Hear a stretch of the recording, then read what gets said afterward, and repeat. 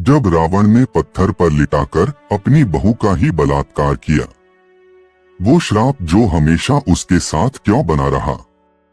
मित्रों, वीडियो पर अंत तक बने रहे और कहानी को गौर से सुनिएगा और चैनल को सब्सक्राइब कर लीजिएगा। तो चलिए कहानी को शुरू करते हैं। विजयादशमी के दौरान यह याद करना जरूरी है कि भगवान श्री राम ने किसी ऐसे रावण का वध नहीं किया था जो विद्वान था, शास्त्रों का ज्ञाता था और अपने राज्य की भलाई के बारे में सोचता था। राम ने ऐसे रावण का वध किया था जो स्त्रियों का सम्मान नहीं करता था, उनके साथ दुर्व्यवहार करता था और बलपूर्वक अपनी बात मनवाता था। आजकल रावण को अच्छा साबित करने के लिए उसके गलत पक्षों को सही बताकर पेश किया जा रहा है। हाँ, रावण रचित शिव तांडव हम आज भी गाते हैं, जिसका अर्थ यह हुआ कि बुरे से बुरे व्यक्ति ने भी अगर कोई अच्छा काम कर दिया तो उस अच्छे को याद रखा जाता है, लेकिन उसे अपने कर्मों का फल अवश्य मिलता है।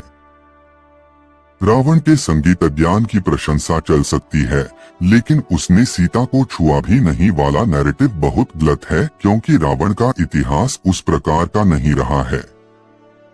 रावण की शिव भक्ति कई ऋषियों मुनियों के भी तपस्या से परे थी, लेकिन इसका अर्थ ये नहीं कि रावण ने सीता के साथ बलपूर्वक व्यवहार नहीं किया वाला नैरेटिव सही है। रावण ने क्या अपहरण करते समय सीता पर अपने बल का प्रयोग नहीं किया था।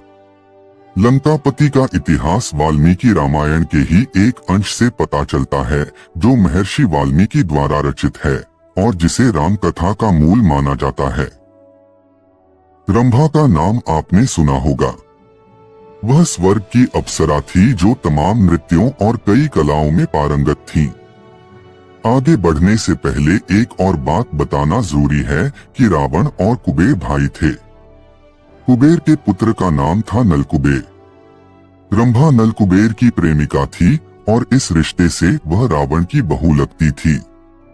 एक दिन जब वह अपने प्रेमी से मिलने जा रही थी, तभी रावण उसकी सुंदरता पर मोहित हो गया और उसने रंभा से आपत्तिजनक बातें पूछी। रावण ने रंभा से पूछा कि वह इतना सज-धज कर किसको तृप्त करने जा रही है। रावण ने इसके लिए संस्कृत में भोक्ष्यते शब्द का प्रयोग किया, जो दिखाता है कि वह स्त्री को उपभोग की वस्तु समझता था। रंभा ने रावण को रिश्ते नातों की याद दिलाई।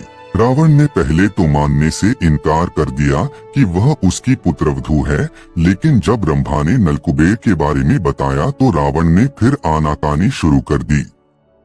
उस समय रंभा काफी डरी हुई थी और देवताओं को भी जीत चुके रावण के बारे में उसे पता था कि वह कुछ भी कर सकता है। डर से कांप रही रंभा को शायद यह नहीं पता था कि रावण अपनी दुष्टता के कारण रिश्तों नातों की भी परवाह नहीं करेगा। क्या आपको पता है, जब यह साबित हो गया कि रंभा रावण की पुत्रवधू है, तब रावण ने क्या जवाब दिया? रावण ने कहा कि सारे रिश्ते नाते सिर्फ उन्हीं स्त्रियों के लिए होते हैं जो किसी एक पुरुष की पत्नी हो। उसने रंभा से कहा कि स्वर्गलोक में तो ऐसा कोई नियम कानून या रिश्ते नाते नहीं होते। उसके बाद रावण ने रंभा के जांघों और वक्षस्थल को लेकर आपत्तिजनक टिप्पणी की। साथ ही उसने घमंड से चूर होकर अपनी वीरता का बखान किया और यहाँ तक कहा कि अश्विनी कुमार सहित दुनिया का कोई भी पुरुष उससे बेहतर नहीं है।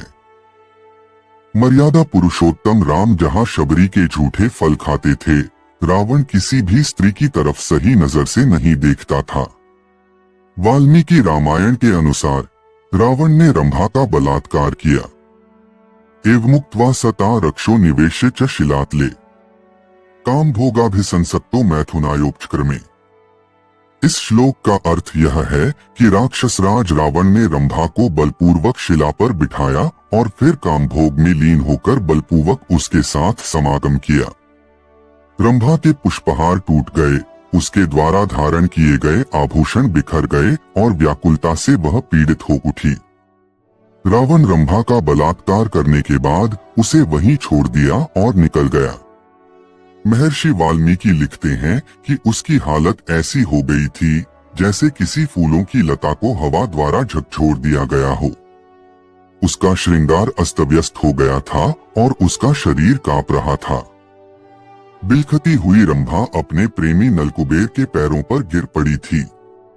रंभा ने नलकुबेर को बताया कि रावण स्वर्ग जीतने के लिए भारी संख्या में सैन्य बल लेकर आया है और इसी दौरान उसने उसका बलात्कार किया।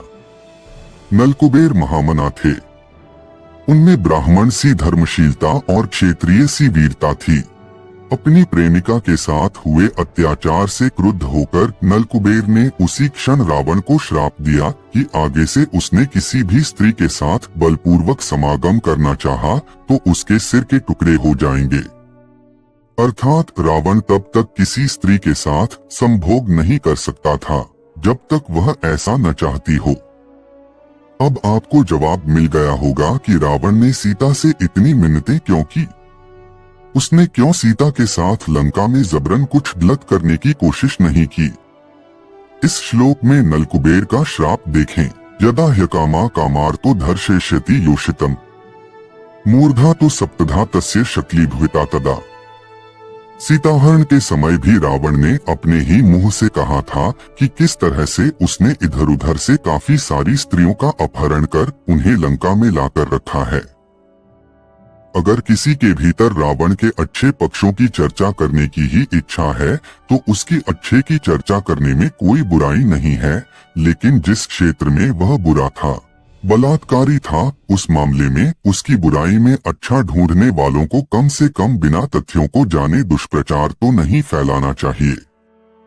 इस लेख में वाल्मीकि रामायण के अलावा किसी अन्य सोर्स से कुछ भी नहीं लिया गया है। उपर्युक्त कहानी वाल्मीकि रामायण के उत्तरकांड में वर्णित है और श्लोक संख्या देखकर आप उसे पढ़ सकते हैं। आप सीताहरण वाला भाग भी पढ़ सकते हैं, जहां रावण ने जोरस बरदस्ती करते हुए सीता को हाथ लगाया और फिर उन्हें उठाकर अपने रथ में लेकर गया। रावण अक्सर मां सीता को अपनी वीरता और धन का लोभ भी देता रहता था, लेकिन यही श्राप का डर था कि उसने सीता को हाथ नहीं लगाया। रावण के चरित्र के संदर्भ में यह कहानी बताती है कि वह न केवल एक विद्वान और शक्तिशाली राजा था, बल्कि उसका नैतिक पतन भी गहरा था।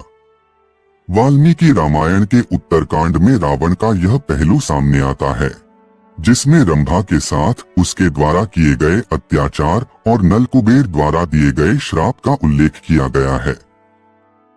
रावण के इस कृत्य से स्पष्ट होता है कि उसकी शिव भक्ति या विद्वत्ता उसके अन्यायपूर्ण आचरण को छिपा नहीं सकती।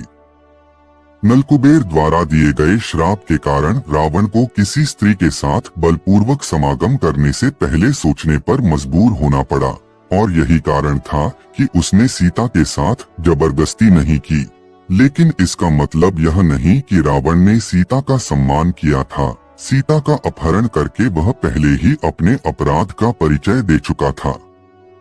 इस कहानी से यह भी पता चलता है कि बुरे व्यक्ति के अच्छे कामों को मान्यता मिल सकती है, लेकिन उसके बुरे कर्मों की सच्चाई को छिपाया नहीं जा सकता। इसलिए विजयादशमी के समय जब हम रावण के पुतले जलाते हैं तो यह केवल एक प्रतीकात्मक संदेश है कि बुराई चाहे कितनी भी शक्तिशाली क्यों न हो, उसे अंततः नष्ट होना ही होता है।